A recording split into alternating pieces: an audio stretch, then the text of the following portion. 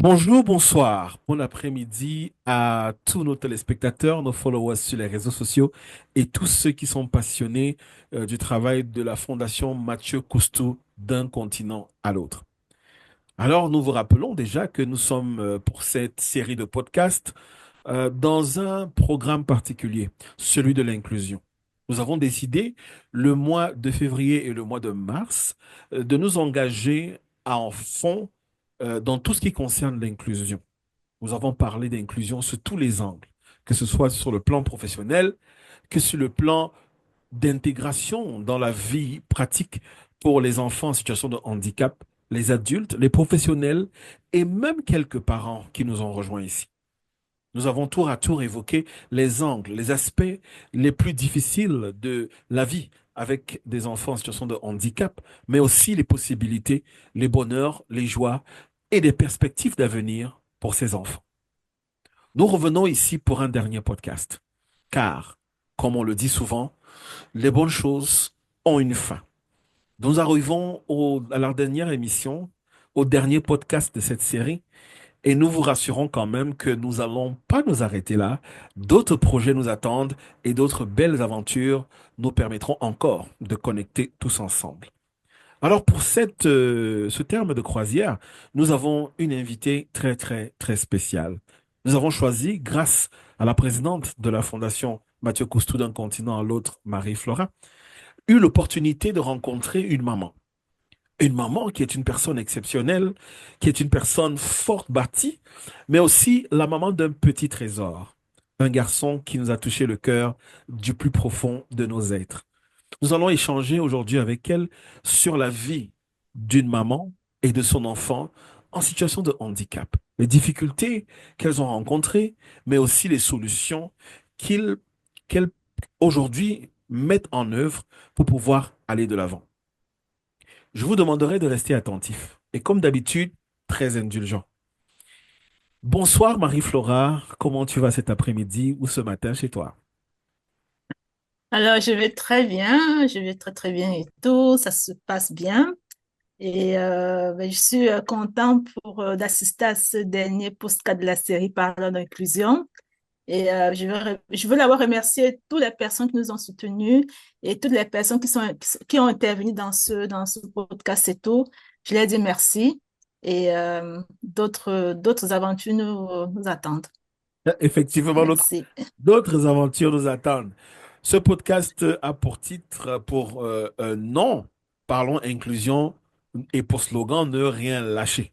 Parce qu'il s'agit véritablement de ne rien lâcher. Alors, je vais vous permettre de découvrir notre invitée. Notre invitée ce soir qui va elle-même se présenter. Elle va décliner son identité, vous dire ce qu'elle fait, qui elle est, afin que vous puissiez la découvrir par ses propres mots. Bonsoir, bonsoir Eugénie Bella. Comment tu vas ce soir au Cameroun? Bonsoir, je vais bien. Je vais bien. Je suis, pour me présenter, euh, Bella Zona et Eugénie Ivan, épouse Ngor. Je suis conseiller d'orientation de formation et présentement, je suis dans un lycée au Cameroun, à Yaoundé. Et bon, je suis aussi très, très contente de participer à ce podcast parce que c'est l'occasion pour moi de pouvoir m'exprimer ayant déjà suivi les autres. Du coup, je sais que dans cette situation, je ne suis pas seule. Alors, si j'ai un apport, je n'hésiterai pas. Merci. Excellent, excellent, excellent. Je crois que nos followers et ceux qui nous suivent sont déjà ravis. Déjà, vous voyez comment elle s'exprime avec élégance, avec classe. Et ça nous fait extrêmement plaisir. Ça nous fait extrêmement plaisir. Alors, Marie-Flora, nous allons entrer dans le vif du sujet certainement, mais je ne sais pas, est-ce que tu peux nous dire un petit mot sur, sur l'inclusion et ce que tu as constaté lors de ta dernière visite au Cameroun? Je sais que tu reviens d'un séjour qui a été long au Cameroun, à San Mélima aussi particulièrement.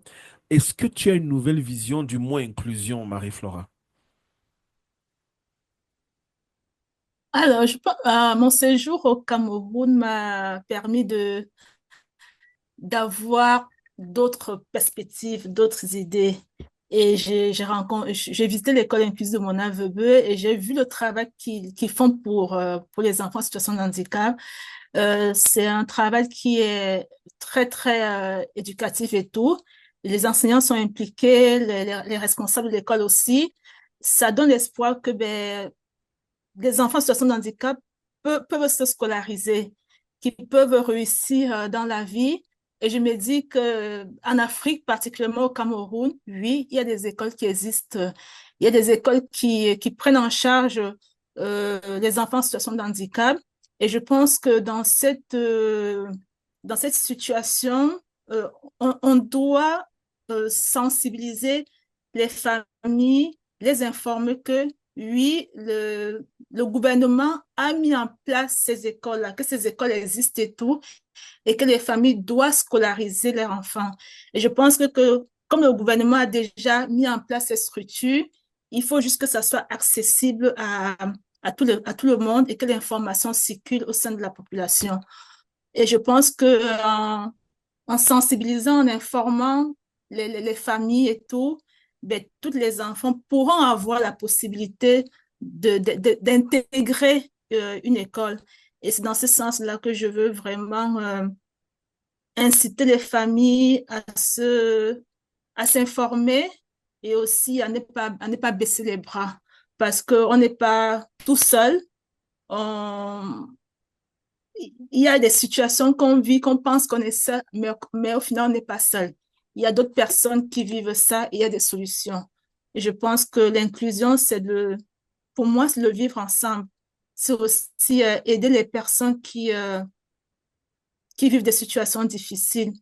Et, euh, et je pense que en donnant un peu de soi et aussi en voyant que le travail que les associations font et tout, ben, il y a l'espoir que on peut, on peut améliorer la société et on peut donner du bonheur, du sourire à des familles qui sont dans la tristesse, à des enfants qui sont tristes, qui n'ont pas les opportunités. On peut, on peut tout faire. Ok, ok, Merci. ok, Marie-Flora, merci beaucoup. Effectivement, c'était important d'avoir ce retour de ta part par rapport à la question de l'inclusion. C'est une question que nous posons à tous nos panélistes et à tous nos invités. Donc, je me retourne vers Eugénie pour lui demander qu'est-ce qu'elle pense de l'inclusion. Pour elle, qu'est-ce que veut dire inclusion? Est-ce que tu as ta propre définition de ce mot ou de ce concept? Bien évidemment, j'ai ma propre, cela m'est propre parce que pour moi, c'est déjà très difficile. Alors, l'inclusion, je dirais que c'est l'acceptation de l'autre, quelle que soit sa condition. Génial, C'est l'acceptation de l'autre, quelle que soit sa condition. Alors ça, c'est une définition très profonde. Elle est brève, mais elle est très profonde. L'acceptation de l'autre, quelle que soit sa condition. Alors, pour mettre les pieds dans le plat immédiatement, dis-moi, Eugénie, comment est-ce que tu as vécu l'arrivée de Paul dans ta vie? Et dis-nous, qui est Paul en réalité? Mhm. Paul, de tout son nom, Ngor Paul, de l'ordre divine, est mon quatrième enfant d'une fratrie de 5. Alors, comment est-ce que j'ai vécu en fait, comment j'ai pu accepter, parce que là, je parle d'accepter, ce fut lors de ma césarienne programmée le 16 octobre 2012. Je me suis rendue à l'hôpital gynéco-obstétrique de Yaoundé pour une césarienne sous la houlette du professeur Fouman, gynécologue. À l'époque, il était docteur. Alors, c'est quelqu'un qui blaguait beaucoup et qui blaguait avec moi. Lorsque la césarienne était presque vers la fin, parce qu'il m'a dit, nous allons faire comme en Europe.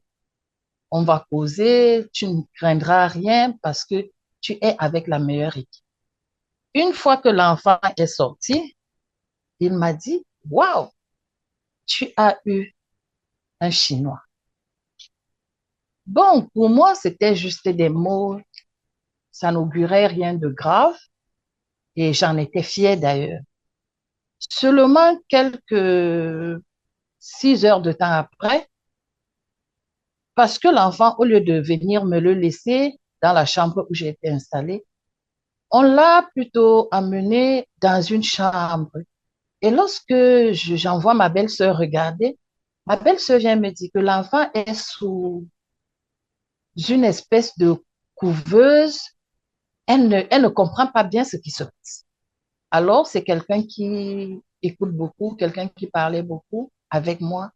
Et bien entendu, il le fait même jusqu'aujourd'hui.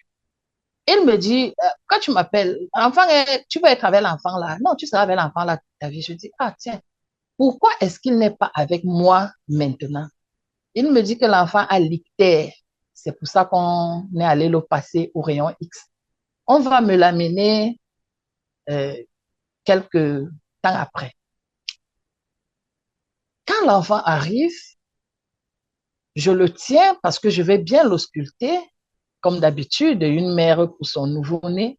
Je me rends compte qu'il a beaucoup de peau au niveau de la nuque. Ça m'inquiète parce que je suis le genre trop regardante et puis je pose beaucoup de questions. Je l'ai appelé au téléphone, moi étant dans ma chambre, lui étant dans son bureau. Je lui ai dit de venir parce qu'il y avait quelque chose que je ne comprenais pas. Il est venu, il me dit, mais qu'est-ce que tu as? C'est toi. Il m'a d'abord demandé, est-ce que c'est toi ou c'est l'enfant? J'ai dit, non, c'est l'enfant. Il me dit, OK. Il faut donc, je viens. Lorsqu'il arrive, je lui pose la question de savoir pourquoi cet enfant est comme ça. Il me dit, mais l'enfant là est comment? Ce n'est pas un être humain. Je dis, non, je le trouve, il est bizarre. D'abord, sa couleur de peau, son visage plat, la nuque qui a beaucoup de peau, ça signifie quoi? Il me dit, je suis un peu occupée là maintenant, c'est quelque chose que je dois t'expliquer à tête reposée. Demain matin, lorsque je vais venir au travail, on aura une discussion. Je dis, pas de souci. L'enfant s'alimentait bien, il n'y avait pas de problème, mais seulement le temps, il passait 1 ou 2 heures sous des rayons X pour son problème était le lendemain, on a refait le même scénario. Et lorsque je vais dans son bureau, il me dit, tu vas devoir être forte parce que cet enfant est malade. Je lui ai dit, l'enfant est malade, l'enfant là a quoi? Il me dit, est-ce que tu as entendu parler de la trisomie 21? Je lui ai dit, oui. Au lycée, bien évidemment, je crois que c'était en classe de troisième, on parlait des malformations. La trisomie était une tige qui a poussé sur je sais plus trop quoi. Ça me fait du bien parce que tu as quand même une idée sur la question. Il se trouve donc que ton enfant est atteint de trisomie. Je lui ai demandé, mais pourquoi c'est arrivé? Est-ce le fait de l'âge? Il m'a dit non. Ce sont des maladies qui arrivent comme ça parce qu'aujourd'hui, on ne peut plus parler des maladies pour dire c'est lié à l'âge avancé ou quoi que ce soit. Ce sont des choses qui arrivent. C'est un accident. Là, tout de suite, ça ne me faisait pas trop peur jusqu'à ce que 6 jours après, on me demande de lui faire une radiologie. Je lui ai demandé, mais comment est-ce qu'on va passer un petit bébé sous des rayons X d'une autre forme parce qu'on veut vérifier certaines choses.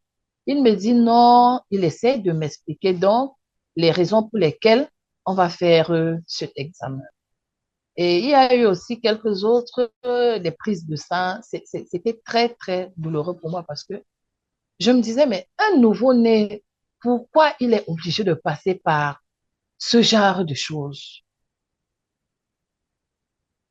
Un mois après, il m'a recommandé à une dame qui est pédiatre à l'hôpital de la CMP Saya.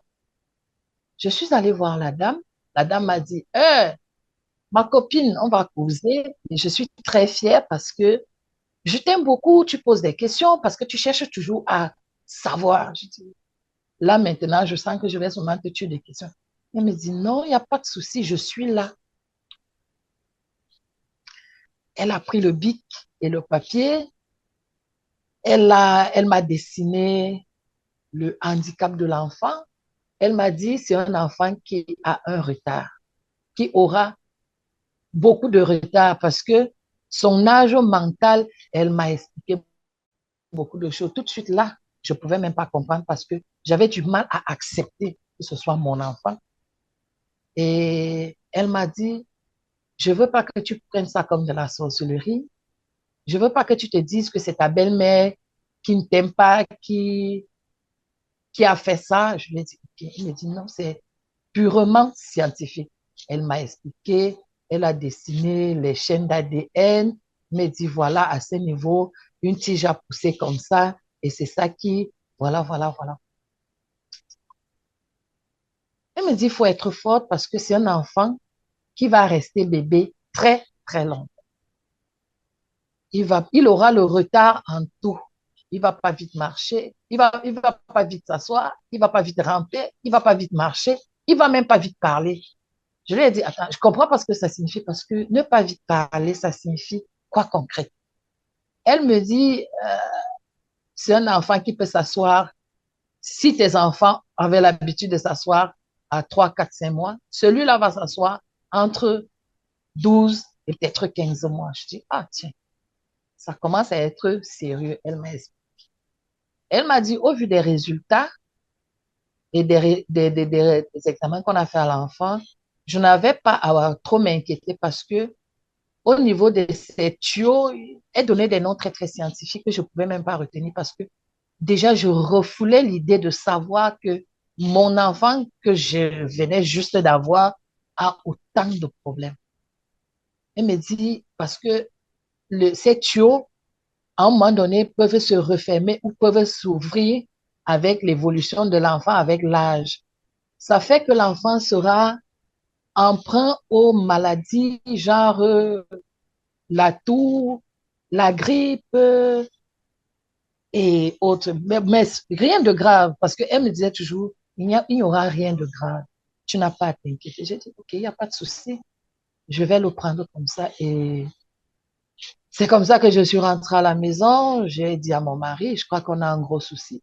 Il me dit, pourquoi ça? Je lui ai dit, nous, on l'appelle à la maison Divine. Je lui ai dit, Divine est malade. Il m'a dit, mais tu as un enfant qui vient de naître. Il peut être malade comment? Mon mari est militaire.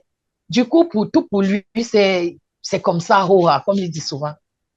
Elle me dit, oh, et ça va se passer comment? Je lui ai dit, non, on m'a dit, ceci, j'ai tout expliqué tel que le pédiatre m'a expliqué.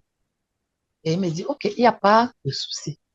On va faire avec. Est-ce qu'il y a quelque chose de particulier? Je lui ai dit, non, on m'a rien dit de particulier, juste que c'est un enfant malade et ce n'est pas une maladie qui va finir demain parce que le pédiatre est même allé jusqu'à me dire, lorsqu'il va aller à l'école, lorsque tu vas le scolariser, n'attends pas qu'il fasse des longues études. Il ne peut pas parce que son cerveau n'est pas capable de ce genre de choses. Par contre, il peut apprendre un métier et s'en sortir dans la vie. Donc, ne te décourage pas. Lorsque quelque chose ne va pas, tu m'appelles, tu me poses des questions. Quant à son évolution et le reste, comprends que tout sera en retard chez lui. Bon, c'est comme ça que j'ai pris ça. Mais vraiment, je ne peux pas dire que j'ai accepté. Parce qu'on se pose toujours la question, pourquoi moi? Pourquoi mon enfant? Un tas de questions. Mais en même temps, au fond de moi, je me disais, si je ne suis pas forte, il n'aura pas de possibilité. Alors, je me devais d'être très forte. Et mon mari aussi, à un moment donné, il s'affaiblissait et je lui disais, non, il n'y a pas de quoi s'en faire parce qu'on m'a dit que ce ne sera pas un enfant aussi maladif que ça, il sera même pas maladif. Juste qu'on devrait le protéger beaucoup du froid.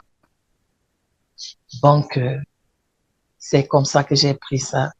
J'ai dit, ah tiens. Et de temps en temps, mon gynécologue était tout le temps là pour me dire comment va mon bébé, parce que c'est comme ça qu'il appelle jusqu'aujourd'hui. Comment va mon bébé? Qu'est-ce qu'il fait déjà? Donc, j'avais un peu de son soutien et le pédiatre que je pouvais appeler à tout moment. Mais ce n'était pas facile. Waouh. Ça, c'est une véritable, waouh, véritable épopée. C'est pas évident, c'est pas évident. Ah, il arrivait d'un petit être qu'on attend et on se rend compte que c'est pas forcément les choses ne passent pas forcément comme on s'y attendait. Mais comme tu le dis si bien, tu as été quand même encadré, accompagné pour comprendre ce qui se passait. Alors, quand tu rentres à la maison, je suppose que la famille, les amis savent que tu es allé accoucher de plus par césarienne. Donc, on s'attend, vient te rendre visite, les uns et les autres viennent. Alors, ça se passe comment avec ce premier contact avec les autres qui viennent pour te féliciter et voir ce bébé-là? Bon, le premier contact avec le monde extérieur n'a pas été difficile parce que le pédiatre m'a expliqué que la maladie a des niveaux et la chance que j'avais eue, c'est que il n'a pas été atteint au plus haut degré. Ça fait que c'est moi qui savais que l'enfant était malade, mais les autres ne se sont pas rendus compte tout de suite là que c'était un enfant malade.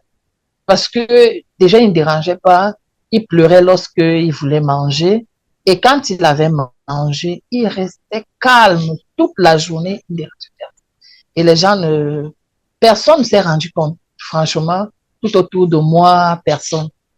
Les gens se rendent compte qu'il est malade lorsque il a 5 mois, il ne s'assoit pas, et il y a aussi le cou qui ne se tient pas.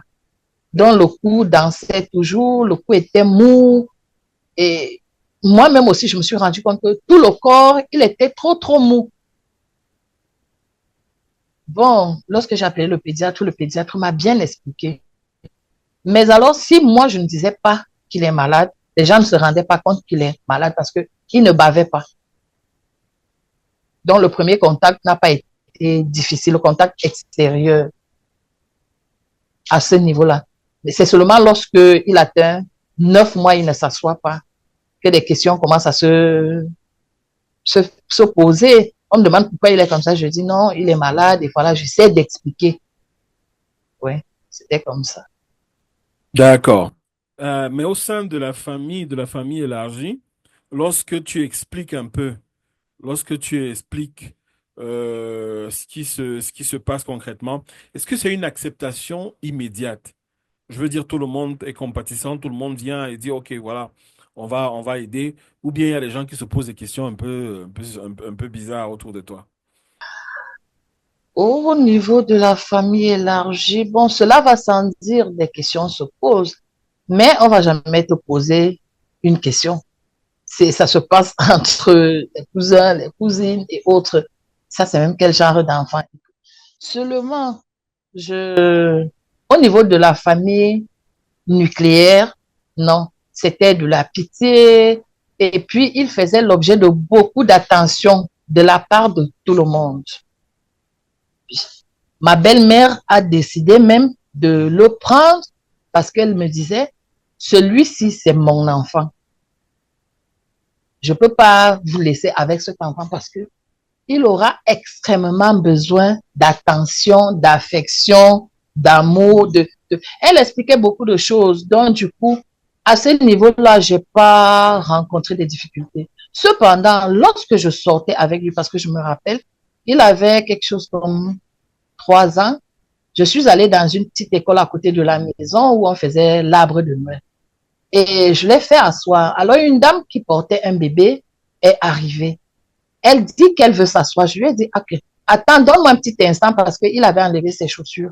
Je lui ai dit, donne-moi un petit instant, je vais le ranger, je vais le porter, question de te céder la place. Bon, celle qui l'accompagnait, qui est sa belle-sœur, et dit, mais elle refuse de te donner la place, pourquoi? elle prend un sorcier comme ça, elle vient donner la place à un sorcier. Je me suis retournée, je lui ai dit, il y a un problème. Elle me dit, non, on te dit de libérer la place, tu peux pas t'asseoir, ton sorcier là s'assoit. Je lui ai dit, madame, ce n'est pas un sorcier, c'est un enfant comme les autres. Il est juste malade. Et ça, je ne le souhaiterais même pas à mon pire ennemi. Tu peux pas me dire ça alors que ta soeur porte un nouveau-né. Ça ne se fait pas. Elle me dit non, parce que on ne comprend pas. Vous êtes toujours comme ça, vous vous baladez avec vos sorciers là. J'étais tellement touchée, mais je ne voulais pas lui montrer que j'étais touchée parce que j'ai porté l'enfant et j'ai continué à regarder l'activité que les enfants de la maternelle produisaient. Et puis, c'était comme ça. C'est plutôt l'extérieur, vraiment, genre les étrangers, les voisins qui portaient ce genre de jugement. C'est un enfant sorcier, c'est ceci. Moi, je leur disais non. Il n'est pas sorcier. Quelqu'un m'a même dit, c'est ta belle-mère qui a gâté l'enfant. Je dis non. C'est purement scientifique. Et arrêtez de le taxer de sorcier. C'est un enfant comme tous les autres. Donc, la difficulté, c'est à ce niveau que je l'ai eu. Et c'était ce petit échauffouré avec une voisine. En dehors de ça, bon, je le tiens, il n'y a pas... Les questions se posent en dehors de moi et du coup, je ne peux pas savoir qu'est-ce qui se dit. D'accord. Ok. Euh, Durant son évolution, à partir de ce moment-là, à quel moment est-ce que tu te rends compte que tu dois faire des recherches plus poussées pour sa croissance, peut-être son éducation? À quel moment tu commences à te dire que non, il faut que tu fasses des recherches un peu approfondies pour qu'il ait une vie un peu normale, peut-être il a besoin de soins particuliers ou bien de personnes particulières ou d'institutions particulières autour de lui. À quel moment est-ce que tu commences à y penser? C'est lorsqu'il a 6 ans. Parce qu'il a marché à 2 ans et demi. Et du coup, il commence à marcher. Il marche même à peine parce qu'il a sa façon à lui seul de marcher. Et on l'a toujours gardé près de nous. De temps en temps, il était avec moi. De temps en temps, il était avec ma belle.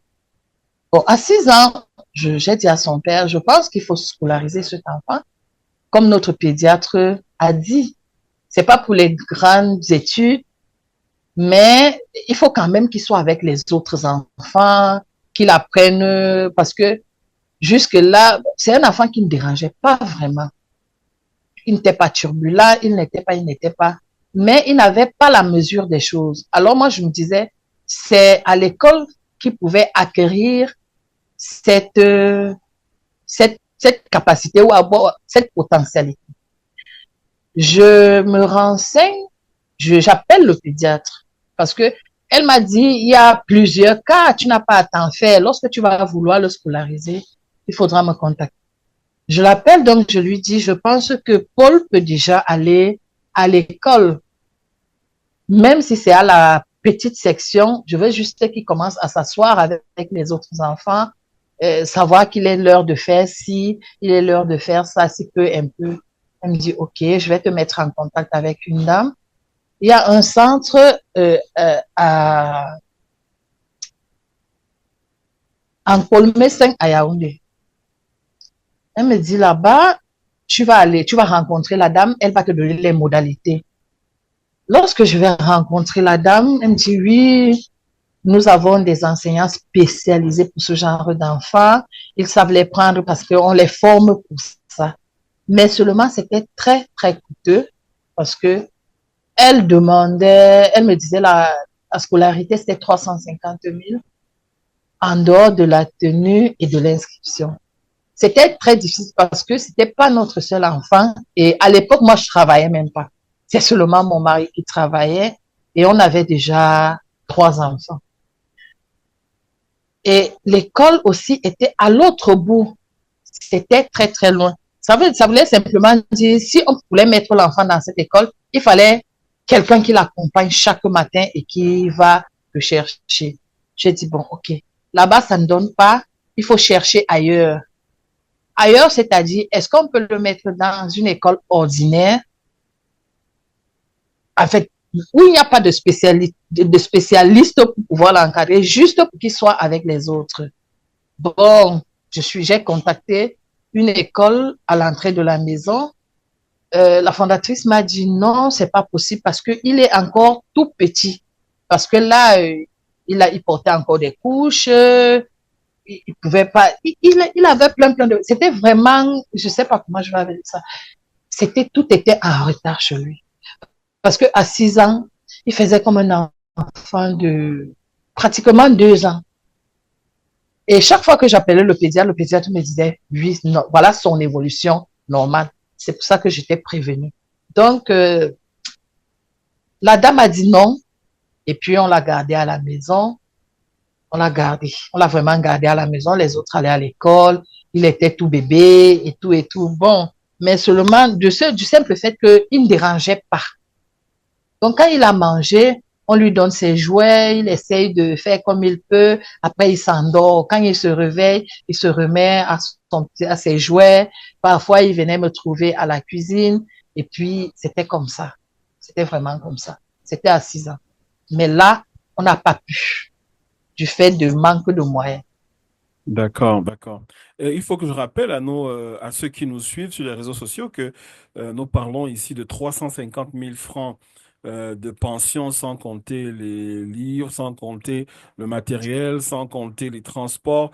Il s'agit à peu près de 533 euros et rien que pour l'inscrire et sans compter toutes les autres charges parce que c'est une école spécialisée.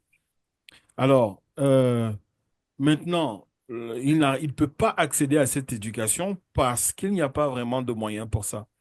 Et à ce moment, tu te dis quoi? Il n'y aura pas de chance ou bien c'est quoi la perspective? Est-ce que tu vas trouver une solution? Vous allez trouver des moyens ou est-ce que vous allez trouver une autre structure qui peut l'accueillir? En ce moment, j'ai vraiment lâché. Je me suis dit, si c'est un enfant avec lequel je dois passer toute ma vie, je vais le faire. Bon,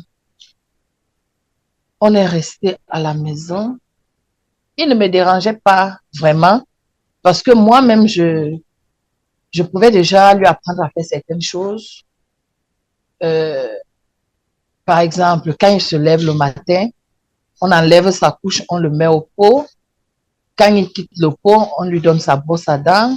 Moi-même, je m'attelais déjà à faire cela.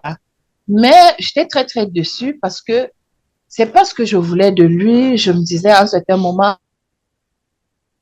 j'allais le scolariser. Pas comme les autres enfants, mais quand même le scolariser. Mais quand même le scolariser. Bon, étant dit que parce que la dame, mon pédiatre m'a dit, les structures comme celle-là ne sont pas à portée de main quand même. Donc, si tu peux faire des efforts, et tout de suite, j'ai compris que non, c'était foutu parce que je n'avais pas d'efforts à fournir. Si je parvenais même à trouver les 350 000 de sa pension, comment est-ce qu'il allait arriver à l'école et comment est-ce qu'il allait rentrer à la maison? J'ai lâché dans ce sens-là, pas dans le reste de choses que je pouvais faire pour lui. J'étais là, je me disais, de toutes les façons, quelque chose va se présenter jusqu'à ce que mon mari décide, quand il a 8 ans, d'aller l'inscrire. Donc, on est reparti voir la fondatrice parce que pour nous, il fallait qu'il soit à l'école. Il ne parlait pas du tout. Il ne parlait pas. Il fallait qu'il aille à l'école. On se disait, peut-être en voyant les autres enfants, mais il jouait. En voyant les autres enfants, il va s'efforcer à les imiter et tout et tout. C'est comme ça qu'on est allé l'inscrire dans l'école qui était à côté de la maison, Dream School. À Dream School, son père a dit à la fondatrice qu'il ne voulait pas qu'il passe en classe supérieure. C'est juste qu'il veut qu'il soit avec les autres enfants, qu'il apprenne à être avec les autres. Maintenant, lorsque l'année finit, il n'attend pas un bulletin, il paye la pension normalement, mais qu'il aille en classe supérieure avec les autres. Donc, pour lui, il voulait qu'il évolue avec les mêmes enfants qu'il a connus. Ça lui facilitait la tâche parce que les nouvelles personnes, c'est toujours très difficile. Et les anciens, ils le connaissent déjà et tout. C'est sur ça qu'on a misé. Et il est allé dans cette école. Il a fait 2 ans dans cette école-là. La première année, il revient. L'année qui a suivi, il va en classe supérieure. Et là, il commence à sortir des mots genre papa, maman. Et il donne les noms à ses frères. Il n'arrive pas à prononcer le nom. Je veux donner par exemple, sa sœur s'appelle Adora. Il donne, il articule à sa façon, mais il le retient parce que à la maison, chaque fois qu'il veut parler d'elle, il dit Yaya. Lorsqu'il disait Yaya, on savait que c'est de sa sœur Adora dont il parle. Donc, il donnait les noms comme ça à la maison à chacun. Et il y a même un autre, mon petit neveu qui était à la maison avec nous. Il a commencé à l'appeler Yahoo. Et lui seul, il faisait la différence entre Yahoo, Yaya, papa, maman et autres. Et du coup, c'était quelque chose de très, très merveilleux pour nous parce que on se dit, ah tiens, donc, ça veut dire, si on avait trouvé une école adaptée, on aurait, Oui, le meilleur résultat. c'était vraiment une, Waouh. ouais, ouais, J'imagine. C'est-à-dire qu'on sent la volonté de communiquer, on sent ouais. il comprend son environnement et il trouve des moyens propres à lui pour interagir avec cet environnement. Ah, c'est exceptionnel. C'est exceptionnel. Marie, Oui, comment tu écoutes ouais, cette histoire? Elle est magnifique, hein? ça me rappelle l'histoire de Mathieu, toutes les étapes qu'il est en train de vivre, quoi. Je pense que là, c'est les mêmes étapes que tous les enfants qui sont porteurs de trisomie 21.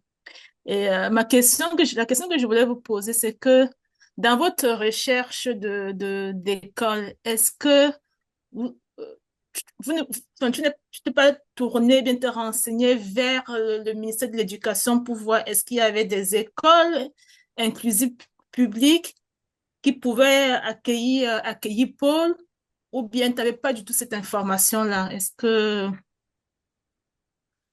Non, je ne suis pas allée dans ce sens-là. Les seules informations que j'avais à propos de son intégration dans la société, c'était à travers son pédiatre. Hmm.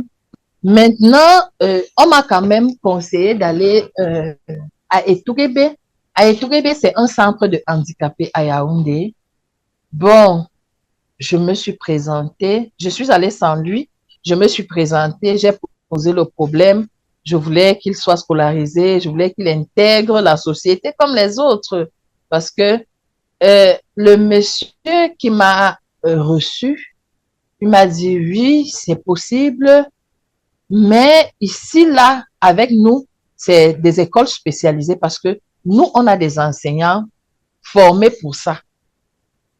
Bon, je crois que j'avais rendez-vous avec lui pour peaufiner la question une semaine après.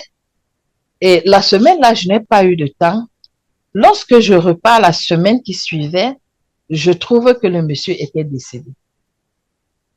Ça m'a fait, c'était quelque chose comme, ça augurait quelque chose de pas bien de ce côté-là. Et c'est comme ça que je me suis découragée et on s'est seulement attaché à l'école où il partait et autres. Je savais qu'à Etuguebe, il pouvait avoir un cadre propice. Mais la scène que j'ai vécue ça m'a retourné vraiment. Ça m'a retourné. Je me suis dit, mais c'est quelle histoire ça? C'est toujours ces histoires de malchance quand je vais aller quelque part et pourquoi c'est toujours comme ça? Il y a même une école. Pourquoi cette école n'est pas à côté de la maison? En fait, ça m'a poussé à me poser beaucoup de questions. Barry Flora posait effectivement la question de savoir est-ce que c'était pas évident ou possible de se rapprocher des institutions publiques dans le sens des écoles inclusives, par exemple. Mais peut-être j'aborderai la question autrement. Est-ce que tu as l'impression que l'information liée au dispositif que le gouvernement et l'État du Cameroun met à disposition des parents et des enfants en situation de handicap, est-ce que tu penses que cette information est disponible et qu'elle arrive facilement aux oreilles des personnes qui en ont besoin? Là, vraiment, je ne pense pas. Je me dis, la sensibilisation n'est pas, elle n'est pas totale. Elle n'est pas totale parce que lorsque je découvre qu'il y a des écoles publiques inclusives, d'abord, le mot inclusive était vraiment un mot nouveau pour moi. J'ai demandé à mon cousin qui est le directeur de l'école de mon neveu, depuis combien de temps cela existait. Il me dit, euh, depuis 10 ans.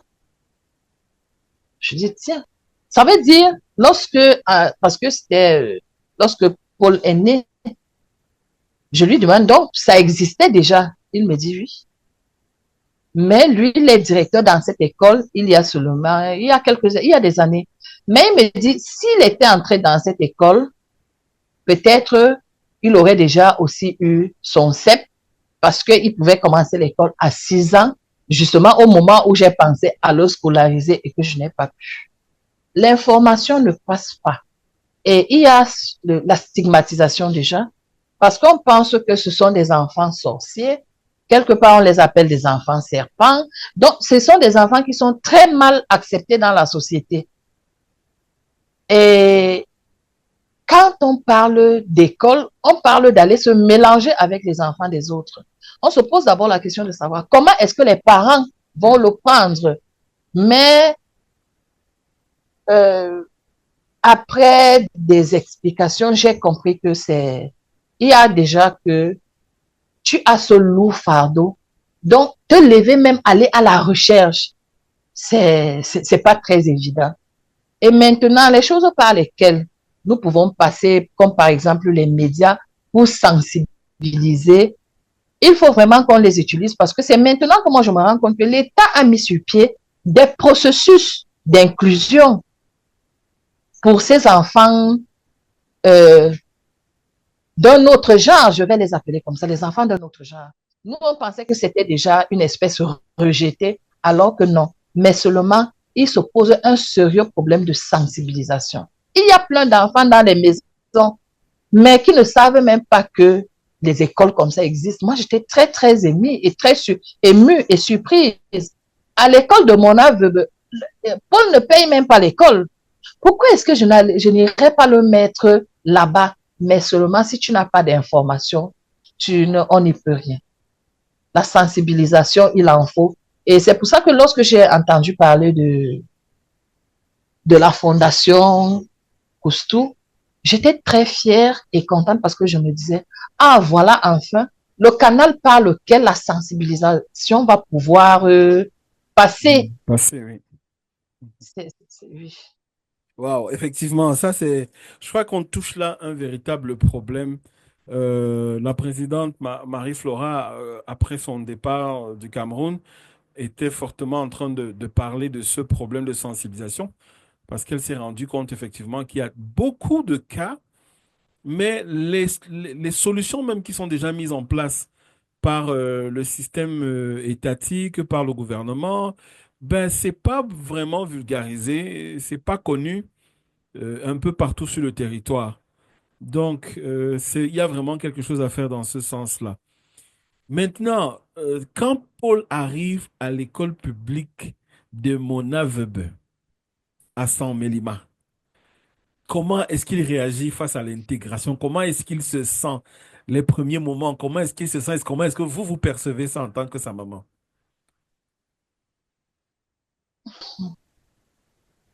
Euh, Lorsque Paul arrive à l'école de mon âge, je pense que pour moi, c'était le chemin de salut que j'attendais. Parce qu'en fait, c'est son père qui décide que je devrais m'en occuper parce que nous ne sommes pas dans la même vie. Alors, moi ne pouvant pas, parce que pour que je m'occupe de l'enfant et que je doive aller à l'école, il fallait que je prenne quelqu'un qui allait rester à la maison avec lui ou alors aller encore l'inscrire dans une autre école, ce qui ne me semblait pas évident. C'est comme ça donc que j'ai dit à ma cousine, à qui est à Sarmelima. Déjà, moi-même, je suis de Sarmelima. Je lui ai dit, bon, je voudrais venir laisser Paul avec toi parce que elle, ma cousine ne travaille pas. Du coup, Paul avait de la compagnie pour pouvoir rester à la maison. Mais comme elle fait de petits commerces, elle ne travaille pas. 2 semaines après la rentrée scolaire, je l'ai appelé, je lui ai dit, j'ai un petit souci parce que pour te permettre de sortir de la maison, euh, de ne pas être contrainte à rester à la maison parce que il faut surveiller Paul tout le temps. Est-ce que l'école qui est à côté de toi, on ne peut pas le mettre là-bas, juste pour qu'il aille le matin et puis rentre le soir, ce qui te permettra de vaquer à tes occupations en journée. Elle me dit, OK, c'est une bonne idée.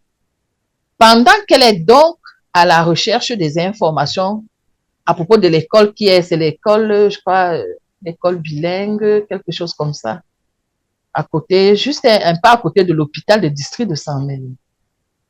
C'est comme ça que sa belle-sœur, sa petite belle-sœur, lui dit, mais il y a une école qui prend des enfants comme ça à mon aveu. Je dis, ah, une école, comment ça? Elle m'en parle. Je lui ai dit, OK, demain, va donc voir de quoi il s'agit. Lorsqu'elle arrive là-bas, on lui dit, oui, c'est une école publique inclusive. On lui a expliqué ce que signifiait l'école publique inclusive. On lui a même montré des enfants de cet autre genre, parce que là-bas, il y a des autistes, il y a des trisomiques, il y a plein d'enfants, il y a même, je crois, 2 ou 3 malvoyants, ils sont tous mélangés. Elle m'a rappelé le soir, elle me dit, mais tiens, est-ce que tu sais que, à mon aveu, il y a même une école qui prendrait Paul parce que les enseignants sont formés là-bas pour ça. Je dis, ah bon? Donc, ça existe. Je lui ai dit, OK. Je lui ai dit, bon, voilà 30 000, tu vas payer ce qu'on peut payer à l'école. Tu achètes la tenue, tu lui achètes le sac, la gourde, la doise. OK. Lorsque elle finit ses courses de la journée, le soir, elle me rappelle, elle me dit, en réalité, Paul ne paye pas l'école là-bas. Je voudrais que tu viennes parce que celui qui est directeur là-bas, c'est ton cousin. Je dis, ah bon? C'est comme ça que 3 jours après, je me suis arrangée à prendre une permission parce que je voulais aller un jour ouvrable afin de le voir en situation d'élève qui va à l'école. C'était une grande joie pour moi parce que enfin mon enfant allait pouvoir être scolarisé pour de vrai parce que ayant des spécialistes de manière à pouvoir le comprendre. Je suis allée à mon aveu, j'ai rencontré mon cousin, on a beaucoup papoté, il me dit, mais vraiment, je lui ai dit non, la sous-information, je ne savais vraiment pas. Et lui aussi qui ne savait pas que j'avais un enfant malade, il me dit, moi-même, je n'étais pas sûre. Parce que si je l'avais su, je t'aurais demandé de venir me le laisser depuis. Il y en a, j'ai déjà eu des CEP ici. Et vraiment, je sais pas comment je peux décrire cette joie ce jour-là.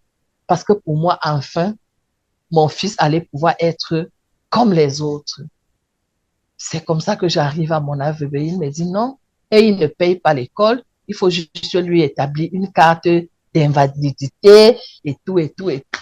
J'étais vraiment, c'était une grande joie pour moi et un grand soulagement parce que c'est toujours ce que j'avais souhaité pour mon fils. Wow! Être scolaire. C'est magnifique, vraiment, pour dire vrai à tous ceux qui nous suivent, c'est un récit assez particulier.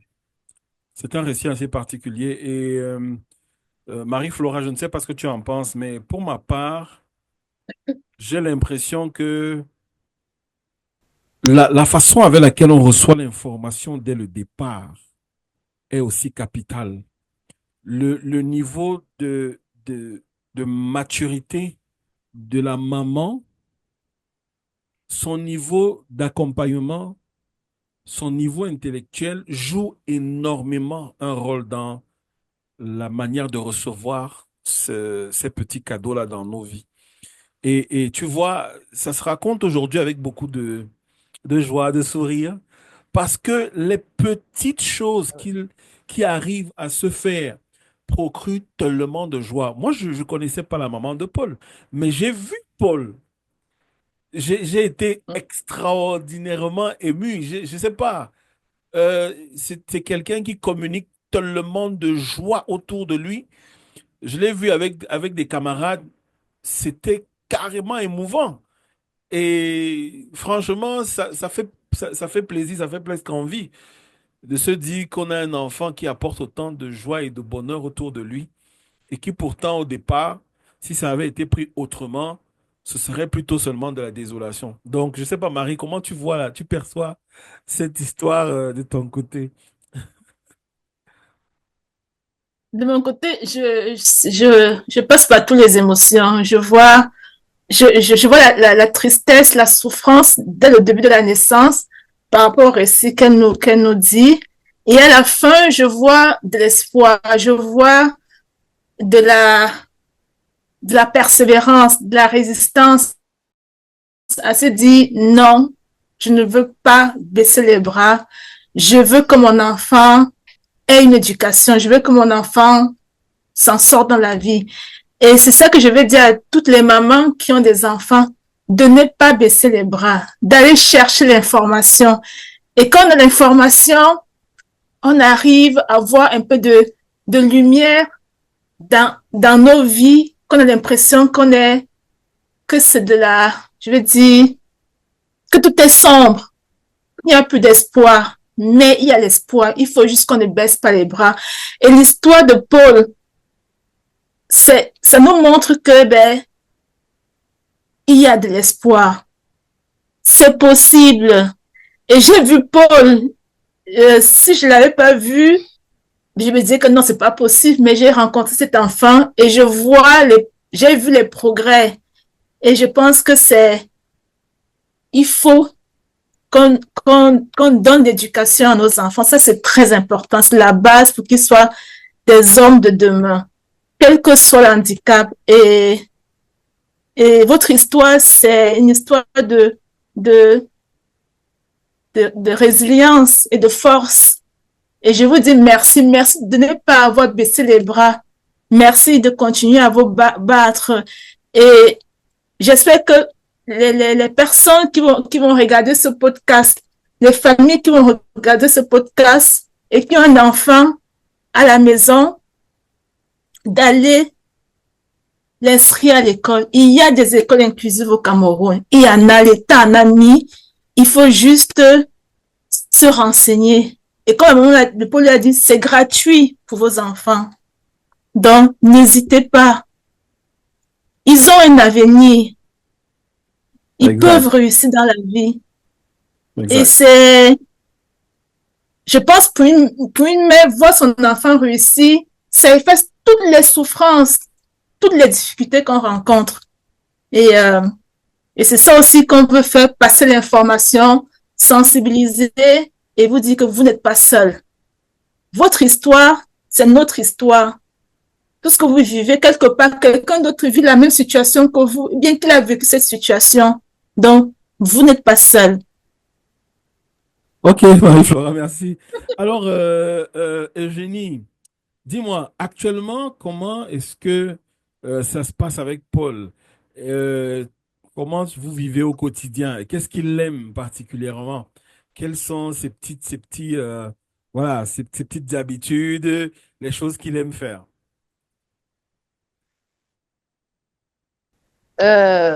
Paul, c'est un enfant merveilleux, vraiment merveilleux, ce qu'il aime faire, il joue beaucoup. Et il aime passer le temps à défendre ce qu'il aime. Parce que, par exemple, lorsque son père crie sur moi, non, il dit papa, papa, papa, même s'il faisait quoi, il laisse, il vient, il s'approche à moi, ou alors il s'approche à son père, il lui fait des petits signes genre, s'il te plaît, papa, il faut laisser. Donc, je ne sais pas, Paul aujourd'hui est une source de joie pour moi. Contrairement à tout ce que j'ai ressenti lorsque j'apprenais que mon enfant allait être différent et que j'allais devoir traîner ça toute ma vie. il joue beaucoup, il aime les balades. Parce que quand je dis on va aller prendre une place, non, même s'il voulait déranger, il dit non, maman, on part. Si je voulais, je l'ai envoyé et qu'il ne voulait pas partir, il me dit, maman, je pars. Donc, question d'essayer de me dire, de m'amadouer à la euh, Paul, vraiment, c'est une source de joie. Et surtout, avec tout ce que je vois, le progrès que je vois, parce que maintenant, il l'articule un peu plus, il a acquis la notion de la propriété, il ne pissait pas, il ne pisse plus dans ses habits. Pas parce que lui, il ne pisse pas dans ses habits, parce qu'il ne veut pas avoir honte, parce que ses camarades vont se moquer de lui. Et il veut toujours raconter quand il rentre. Parce que comme je ne suis pas avec, je ne suis pas à San Moi, je travaille à Yahoo. Lorsque j'arrivais là-bas, il s'assoit à côté de moi. Il veut me raconter toutes les histoires de l'école. Maman, il y a eu ceci, la maîtresse, il me raconte. En fait, il se débrouille tant bien que mal. Il veut tout me raconter. Et quand il finit de me raconter, il faut qu'il vienne me montrer son cahier, il faut qu'il vienne me montrer son ardoise. Et comme il a eu le bulletin, il me montre le bulletin. Après, il me montre, il me fait des signes qu'il a bien travaillé, il a réussi. C'est un enfant, je veux dire, totalement intégré. Totalement intégré. Ça, c'est Oh, excellent. c'est son truc. Voilà. Est-ce que vous avez commencé à vous projeter dans l'avenir au niveau adulte? Est-ce que vous avez commencé à faire des projets ou bien imaginer un futur, un métier ou quelque chose qui pourrait le passionner et qu'il pourrait faire quand il serait plus grand? Est-ce que vous avez déjà commencé à réfléchir dans ce sens, à vous projeter un peu? Mon premier défi était qu'il soit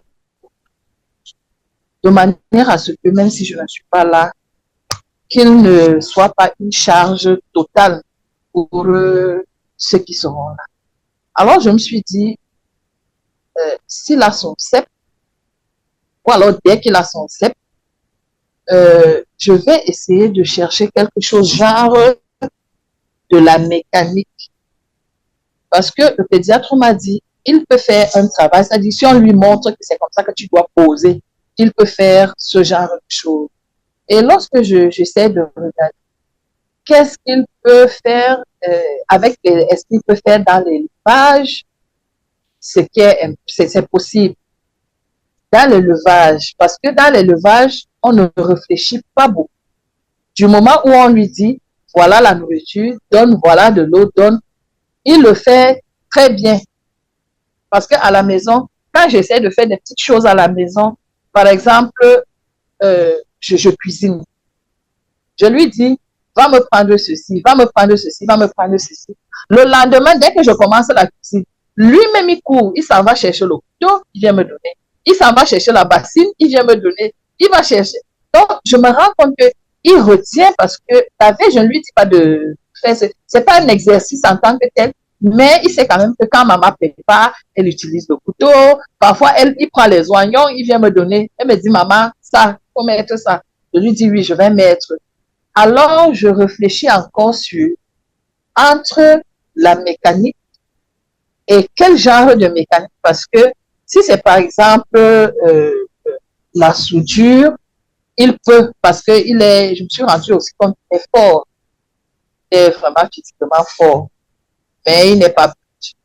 Est-ce qu'il peut faire de la mécanique ou alors l'élevage? J'essaie de voir entre les deux. Maintenant, je vais voir dans ses aptitudes. Chaque fois que je vais avoir peut-être un poulet à la maison, je vais le tester, je vais le soumettre au test maintenant par rapport à ce qu'il peut devenir. Ça va pas prendre beaucoup de temps parce que les enfants révèlent souvent certaines choses lorsqu'ils sont face à des situations. Il faut donc que je le mette en face d'une situation d'élevage, je vois comment il réagit, je le mets face à une situation de soudure ou peut-être, je vais voir, je suis encore en train de voir. D'accord. Ça nous rappelle un peu, ça nous rappelle un peu une histoire, hein, bien un cas que nous avons rencontré. Il s'agit d'Arnaud, qui est en plein dans un grand projet d'élevage, mais avec un business plan déjà fait. il a commencé à élever, il a commencé à y nourrir et il explique son projet avec tellement de passion. Je crois que ça nous a beaucoup touché. On s'est rendu compte que il y a des perspectives. Comme vous venez de l'expliquer, si on a des bons projets adaptés, ils peuvent s'inscrire dans une chaîne, avoir leurs activités à mener, qui peuvent être génératrices de revenus et le permettre qu'à l'avenir, ils puissent prendre même en charge une bonne partie de ce dont ils ont besoin pour vivre. Oui, oui. Donc, Mary, je crois que tu te souviens très bien d'Arnaud et ça revient encore, tu Oui. vois, ces projets d'inclusion qui sont importants. Peut-être que la Fondation va mettre l'accent sur l'étude de ces projets qui permettent à ces enfants-là d'apprendre un métier spécifique qu'ils peuvent exercer de manière très rapide et de manière efficace. Le désir de la maman de Paul et même de la maman d'Arnaud de donner un avenir à leurs enfants, je pense que, comme on dit, la sensibilisation, ce qu'on est en train de faire là, sensibiliser, informer les gens, je pense aussi le volet formation aussi est aussi important. Donc, quand ces enfants vont finir la scolarité, qu'est-ce qu'ils vont devenir? Est-ce que ce serait pas mieux d'avoir un centre de formation dédié aux enfants en situation de handicap qui vont permettre, qui va permettre de les former dans un métier? Ça, c'est l'idéal que, que, qu'on aimerait avoir, de quitter l'école dans un centre de formation et d'exercer un métier plus tard. Donc, pour le projet Arnaud, on est en train d'étudier la faisabilité et tout, comment on va l'accompagner à long terme et tout. Et c'est le travail qu'on essaie de faire au niveau de la fondation avec les modestes moyens qu'on a. Et on espère que on pourra réaliser toutes les demandes, toutes les sollicitations que la fondation sera amenée à mettre en place. Donc, c'est beaucoup de travail et de force et de courage. Et j'espère que qu'on va y arriver. Effectivement, on va y arriver, Marie-Flora. Nous arrivons bientôt au terme de ce podcast, mais je vais demander à Eugénie, dis-moi, qu'est-ce que tu attendrais d'un organisme comme la Fondation ou bien une quelconque fondation? Qu'est-ce que tu attends comme soutien ou comme aide extérieure pour Paul, par exemple? Quelles sont tes possibles attentes? Mes possibles attentes vont dans le sens de la formation. Après sa scolarisation, s'il peut être formé pour un métier qu'il peut facilement exercer, ça me fera beaucoup. Et je ne sais pas, je vais aussi continuer à mais, chercher des informations. Quant aux formations, est-ce qu'il peut être formé peut-être en élevage? Est-ce qu'il peut être formé en... Parce que c'est d'abord ces deux métiers que j'ai visés pour lui. Et la soudure mécanique est bien possible. Donc, je vais me renseigner. Alors, si j'avais une aide quelconque, qu'on m'aide à le faire former et quant à ce qu'il puisse se prendre en charge. D'accord. C'est bien compris, hein, c'est bien compris. C'est effectivement dans ce sens-là que le plaidoyer de la Fondation Mathieu Coustou va à l'endroit des partenaires et autres. Maintenant, on arrive au terme et je vais peut-être vous laisser, n'est-ce pas, l'opportunité de donner un conseil à tous ces parents qui vivent des situations similaires, ceux qui viennent d'avoir un enfant et viennent d'avoir le diagnostic, ou bien ceux qui sont à la maison terrés dans la peur, ou ceux qui se disent que vraiment c'est une malédiction extraordinaire qui leur est tombée dessus. Qu'est-ce que vous pouvez leur donner comme conseil de manière personnelle? De manière personnelle, ce que je pourrais leur dire, en fait, ce que je suis en train de leur dire, c'est de ne pas lâcher. Quel que soit ce qui est arrivé, d'abord se confier à Dieu et puis le chemin de salut est, comme on dit, les voies de Dieu sont insondables.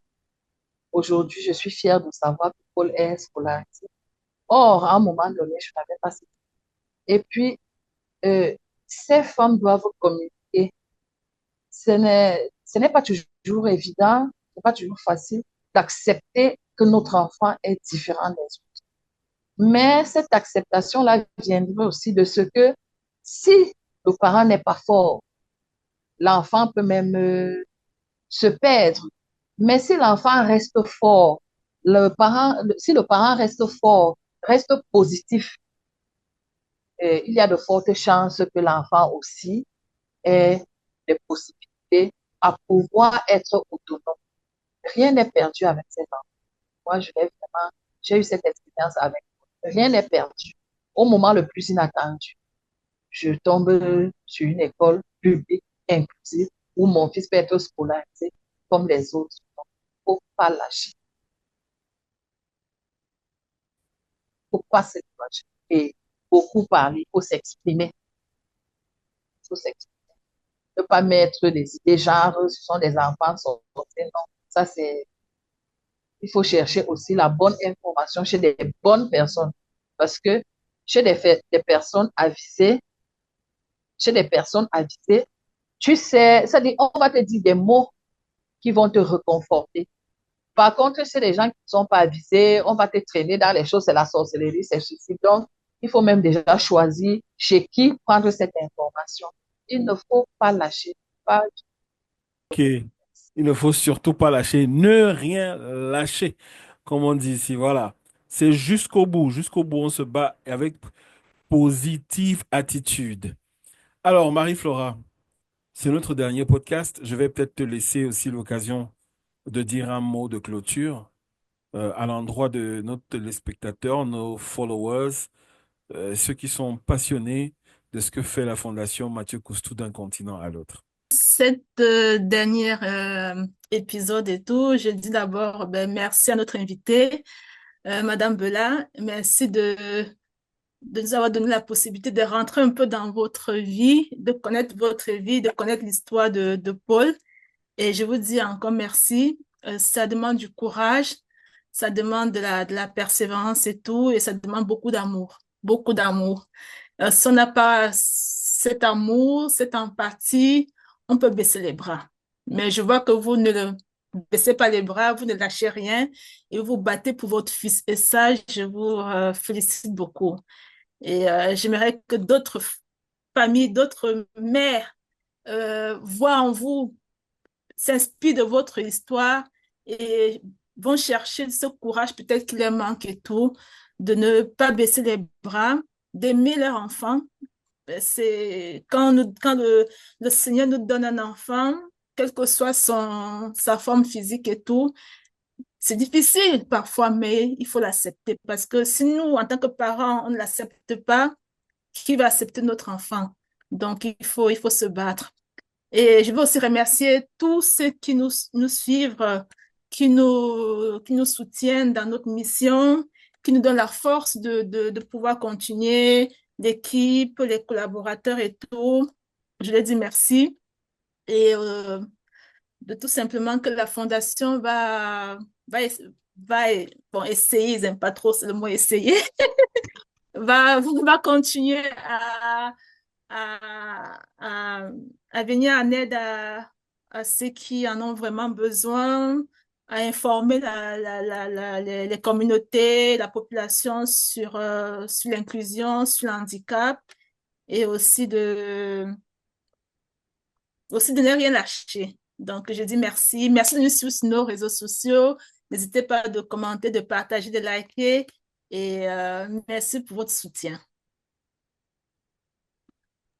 Alors, nous sommes arrivés au terme de notre série Parlons inclusion, ne rien lâcher.